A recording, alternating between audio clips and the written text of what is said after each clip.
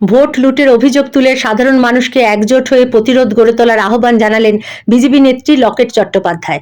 বুধবার বিকেলে কাটোয়া ২ নম্বর ব্লকের পলসোনা গ্রামে বিজেপির পরিবর্তন সভায় বক্তব্য রাখতে গিয়ে তিনি বলেন, এত বছর ধরে আমাদের কর্মীরা সবাই লড়াই করে চলেছে, দিন রাত সারাক্ষণ এক করে আজকে লড়াই করে চলেছে, বুথে বুথে মার খাচ্ছে, রক্ত ঝরছে, বোমাবাজি হচ্ছে, গুলি বন্দুক চলছে, তার মধ্যেও চোখে চোখ রেখে আমাদের মা বোনেরা লড়াই করছেন, আমাদের বুথ কর্মীরা লড়াই করছেন, আমাদের কার্যকর্তারা লড়াই করছেন।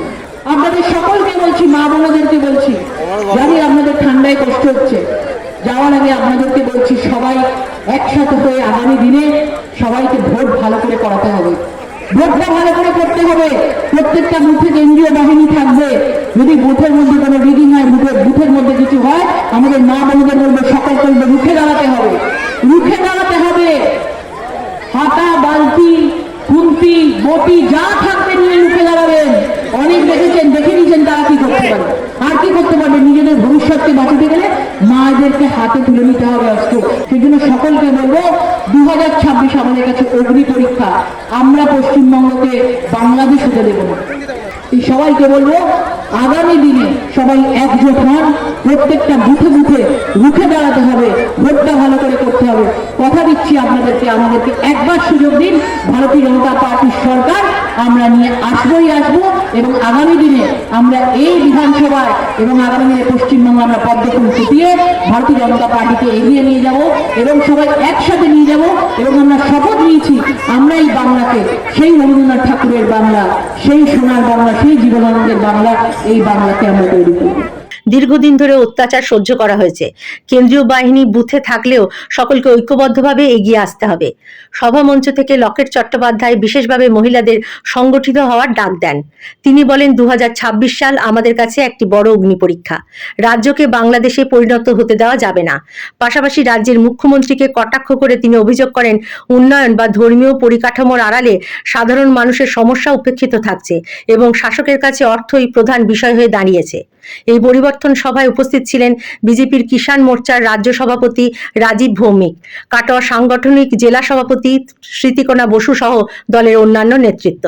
সাংবাদিকদের মুখোমুখি হয়ে লকেট চট্টোপাধ্যায় জানান, মানুষ যাতে সুবিধা পায়, বিজেপি এই এসআইআর নিয়ে কোনো রাজনীতি করেনি। বিজেপি চায় মানুষের আগে সুরক্ষা, তারপরে ভোট।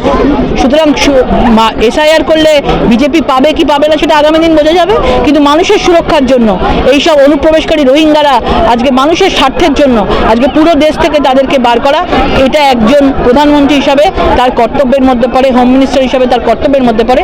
তারা এবং নির্বাচন কমিশনের তার কর্তব্যের মধ্যে পড়ে, তারা এই কাজটা একদম সুন্দরভাবে করছে। তার সঙ্গে ইলেকশনে জেতা হারার কোনো সম্পর্ক নেই। আগে দেখেছি, সেই জন্য আগে থেকেই তাদেরকে বলে রাখছি, তারা যে কি লড়াই করতে পারে, তারা যে কি করতে পারে, কি সন্ত্রাস করতে পারে, সকলে জানে, সবাই মুখস্থ। কিভাবে রিগিং করবে, কিভাবে ছাপ্পা করবে, কিভাবে কি ধমকি দেবে। সেই জন্য মহিলাদেরকে বলেছি, এ রাজ্যের মহিলারাই পারবে একমাত্র সামনে এসে ঢুকে দাঁড়াতে। অন্যান্য জায়গাতেও কেন্দ্রীয় বাহিনী থাকে, সেখানে সুষ্ঠুভাবে ভোট হয় এবং সেটা আমরা জানতেও পারি না, কিন্তু এখানেই এরকমভাবে সন্ত্রাস চলে, অরাজকতা চলে। সেই জন্যই মহিলাদের প্রস্তুত থাকতে হবে। 200% আশাবাদী আছি আমরা। এদিনের সভায় লকেট চট্টোপাধ্যায়ের বক্তব্যের পাশাপাশি নজর কাড়ে দলবদল। বিজেপির দাবি অনুযায়ী পলসোনা গ্রামের প্রায় 26টি পরিবারের মোট 112 জন সদস্য তৃণমূল কংগ্রেস ছেড়ে বিজেপিতে যোগ দেন। লকেট চট্টোপাধ্যায় নবাগতদের হাতে দলীয় পতাকা তুলে দিয়ে তাদের আনুষ্ঠানিকভাবে স্বাগত জানান। কাটোয়া জেলা বিজেপির সাংগঠনিক কমিটির উদ্যোগে আয়োজিত এই সভা ঘিরে এলাকায় রাজনৈতিক উত্তাপ ছড়িয়েছে বলে স্থানীয় সূত্রে খবর। Bureau report, public news, Katwa.